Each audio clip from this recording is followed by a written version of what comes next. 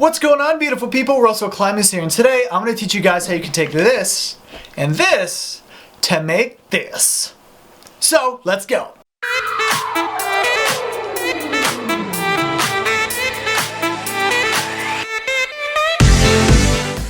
Before we get any too further into this video, I just want to have a disclaimer and say that when you're going to be doing these drone light paintings, just to be aware of your surroundings, use AirMap or 1800wxbrief.com to make sure you can fly in that area. And just if there is any other kind of aircraft in that area, they take priority over you, so just be aware of your surroundings. The first thing you need to download is the Litchi app. You can get it from the Google Play Store or the Apple Store for around $30. Now this works on most modern phones. It doesn't work on some of the more outdated stuff, so make sure that your software or your phone is up to date. Next, you're going to need a computer and you're going to need to download Google Earth. It's a free thing that you can get, and I'll leave a link in the description below for you to get that. Now that we have Google Earth open, let's make a new folder. You just have to right click anywhere on the screen, add new folder. I'm going to call it Iron Man. Cool. So now we have a new folder. So next, you want to make sure that you have an area where you can go do this light painting.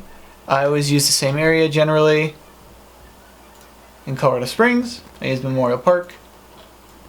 I've used this area a lot, and it's where I started. So once you have your area, then we want to put in an image overlay, and you can do that by going up to this little thing up here, click Add Image Overlay.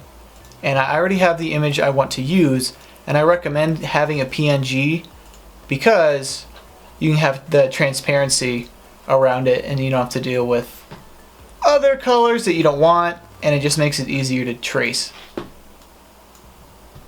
You can change the size by holding Shift and then grabbing a corner and then moving it in the direction you prefer. And then if we don't want to say shoot this direction, you go ahead and grab this little diamond right here, and it allows you to rotate it in the direction you want. Now you might be wondering why it's upside down. Well, because I'm going to be over in this area about right here. I might move it a little further down, about right here. And the thing is, when you're going to be doing this kind of image, is you can't think how you would normally think. When you're doing light painting, everything's in reverse, everything's backwards with the camera, and then on top of that, because it's above us, everything is upside down. So if you're doing words or something that isn't symmetrical, like this image, then it's going to have to be upside down. Well, really everything has to be upside down, but it will also have to be backwards. And click OK. So now that we have a decent size, and you're going to want to have a decent size with this too, because sometimes if it's too small it won't work. And then I always create an extra folder. I'll call this one Iron Man 1. And for this image we won't need to have more than 99 waypoints, but if you do end up needing to have more than 99 waypoints, you'll have to make multiple folders just to keep track of things easier, because Litchi can only take up to 99. So create our first place mark, clicking the thumbtack. Now that's a little too big for me, so I'm going to click this thumbtack right here. I'm going to go over to scale and change it to 0.3 is what I end up liking, and I think yellow will blend in too much, so I want to make it pink.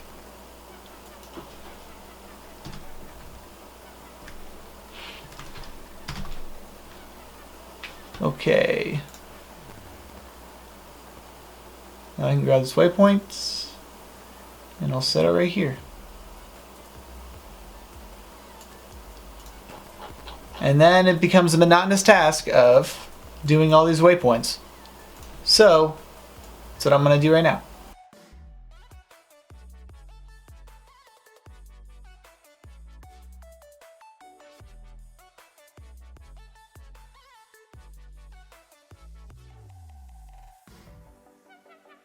Alright, so once you've completed your pattern, we're going to go ahead and click on that folder. We're going to click on Save Place As. And then we're going to make sure that it's a KML file and not a KMZ. It's naturally KML. And let's name it, Iron Man Loom Cube for the sake of this video. And once you've done that, then we're going to go into MissionHub Litchi and upload this pattern that we just did using that KML file. So let's go do that. Okay, so now that we're done with Google Earth, we have to use the MissionHub Litchi. So I'm going to type it in, MissionHub Litchi, in Google, and that will take me right here. Now, if you don't have an account already, you're gonna need to set one up, but if it might have been set up with when you bought the app, but anyway, they become linked. Once you have them linked, you're gonna go down to your missions, import, choose file, and we're gonna find where we put it, Iron Man Loom Cube, open. We're gonna import that mission. Once we have that, we're gonna go down to missions again, save, and then you're gonna do Iron Man Loom Cube, or we'll do it, I'm gonna call it Loom Cube video. All right, so now we have that in there. So now that we're done doing that on the computer, we're almost ready to go over to the phone. The only thing we want to make sure is go down to the settings over here. And it's very important to note that you have your default curve size down to 0%, and that it's on curve turns. Now this is important because if your curve turns are on and it's higher than 0%, it's gonna not hit those points perfectly. It's gonna do a slight curve and it's not gonna be that perfect shape. But anyway, so now that we've done that, now we're gonna switch over to our phone or whatever device you're gonna use the Litchi app on to control the drone. Okay, so we've opened Litchi, and the first thing we're gonna do is we're gonna go ahead and click on the eye icon, waypoint, and I'm gonna click on the folder here, and we're gonna scroll down until we get to video. Iron Man Loom Cube video load. Awesome. So now we see that we have the same pattern that we just made on the screen, and we're gonna go ahead and click on this red lock icon, and then the wrench icon. Then on the dotted line square thing, I'm gonna click select all, edit. And now we have our altitude that we can change with the batch waypoint settings. It's always set at 98 for me. Might change depending on your settings, but then we're just going to bring it to 400, which is great. Cruising speed, I like to make at around 7 miles per hour. Curve, I'm going to make down to 0. And then when it comes to your heading, it just all depends on the direction that you are pointing your camera and where the heading is of the drone. So I put the light on the back of my drone. So I'm going to want the back of my drone to point towards the camera. So my camera is pointing north, and the drone heading is pointing north as well. I'm just going to make sure that I see it. You can change this depending on which direction that you want to shoot. This is the direction I chose. Then we're going to click OK. Awesome. And now to make sure that it's going to work, you're going to want to click on the play button. And if it says no GPS lock, make sure the aircraft is connected. You're good, and you don't have any waypoints that are too close. If they're too close, it'll tell you between, hey, these two waypoints, these are too close, make sure to fix this.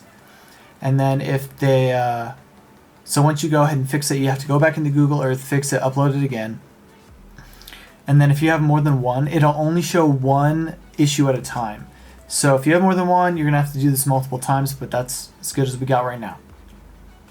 Once you're done with that, they're going to click on the save icon, going to click OK to save, and we're ready to go out in the field. Before we go out into the field, we have to make sure that we have the right equipment to take this picture. So I generally use my A7R III, any camera works, but I have a wide angle lens. This is a 12mm Laowa lens. I've also done it with the 14mm fisheye.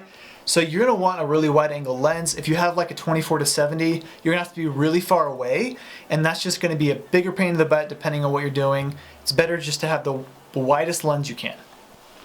Secondly, I would recommend having a wireless trigger. This is a PowerSync 16-80, and I really like these because I can just plug it on top of my camera, and I have to use a cable in order for it to connect to the Sony A7R III. But what's nice is I can click it once, and it will start my exposure, and then I just click it again when I'm done, and then it ends it. And you just have to throw this thing on bulb mode, and it works great. If you don't have one of these, Sony has at least an app that you can put on your phone that acts as a wireless trigger that will do it just as long. Otherwise, someone will be having to hold down the trigger on your camera for the extended amount of time, so that could be a pain in the butt, so I recommend having a wireless trigger. Also, I recommend having a headlamp so that one, you can see where you're walking in the dark, but two, there are certain times during the exposure that you're gonna need to cover up the lens to get this Iron Man picture correct, or really any picture you're trying to do. So this has a red mode, which I use when I'm behind the camera because it emits the least amount of light, and it will emit my little book here that I use to reference what numbers I need to cover up on. For the Iron Man logo that we're doing, you have to block the lens on target 32 and on target 66. When it reaches that next target, so for after 32 it's 33 and after 66 it's 67, you unblock the lens. I like to block my lens with this binder, not the binder, I always call it a binder, this folder that I have right here, and I got it from US Bank, but it's cool, you know, you want a dark folder, you don't want to use like this side because it could reflect light from something else, ruin your image. Sometimes I've done that with the headlamp. But anyway, so you're gonna want to have at least those things, in my opinion, if you want to do it. Settings for the Lume Cube in your camera that you're gonna want is I always set my Lume Cube at 50% power or 5 clicks. Then my camera generally is at ISO 200, and then depending on how long the exposure is, it's either at f5.6 or at f8. And then of course I have it on bulb mode. And with your drone, you do not have to worry about taping the lights that are on the legs because you're so high up, you're not going to be able to see those anyway, especially with that Lume Cube, it's just going to overpower it, so don't worry about it. So let's go out into the field, let's go. Let's go, let's go. So I wanted to show you guys my setup during the daytime because you won't really be able to see it at night, so here we go.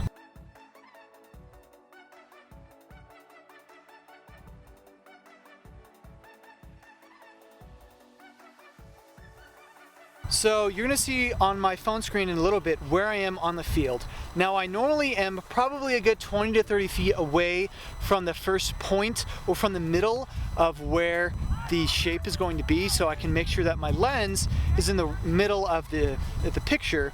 And on top of that, I like to keep that first point close to where I am, so that way when the drone is in the sky, I can frame it up in the middle because I don't know exactly where it's going to be, but if I can see that light, then I can guess if that's the top, then I need to adjust for this to be the middle.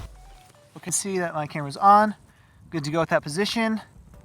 Gonna go to the waypoints, click on the folder, scroll down, we find it, Iron Man Lume Cube video, load it.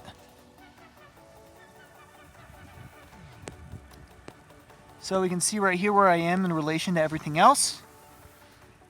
So I'd say I'm about good in the middle of it, more or less. It doesn't have to be that deep. Now I'm just going to click play and go.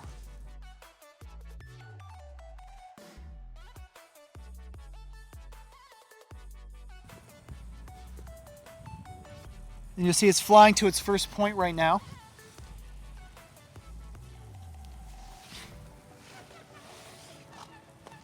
And it's going, and now it just kind of goes through the route. Something that's really important as we're doing this is that you always need to pay attention to the weather. A lot of the times I make sure that it's not very windy because I also don't want my pattern to get messed up as well as my drone to get trashed.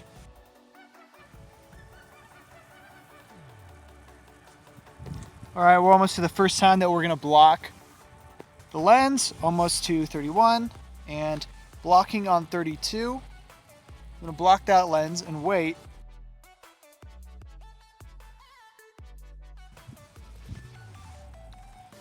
Blocking on 66.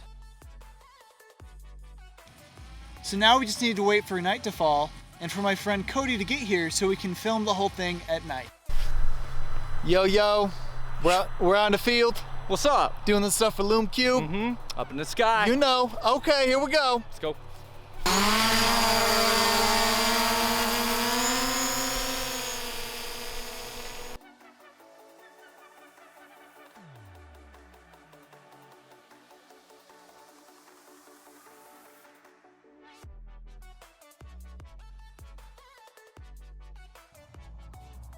And there it is. And that's how you do a complicated drone light painting in the sky with a drone. Now, I also am going to include a link here that if you want to do this exact same drone light painting, you can do that. It'll be a link to my MissionHub Litchi, where you can either download it or you can just be on MissionHub Litchi itself. Put in an address, okay, of wherever you want to do it and click on the cross with the arrows icon. And once you click on that and you click some more on the map, it will move that pattern to that location so you can do the same thing. I know I would love to see you guys do the same thing, and I know I would love to see you guys do more complicated stuff with more waypoints, and it just gets crazier and crazier. And I know LoonCube would love to see it too, so hit us up on Instagram, do the thing, tag us, you know, we love that crap. So, anywho, I hope you guys liked this video, and if you liked it, hit the like button, and if you subscribe, that would mean a lot to me, but I'm not going to tell you how to live your life. And, yeah, you know, hit the notification bell if you want notifications like this. Yes! And that's it, I think, for this video. So I hope to see your beautiful faces in the next one. Okay? Okay, bye! Woo! Woo!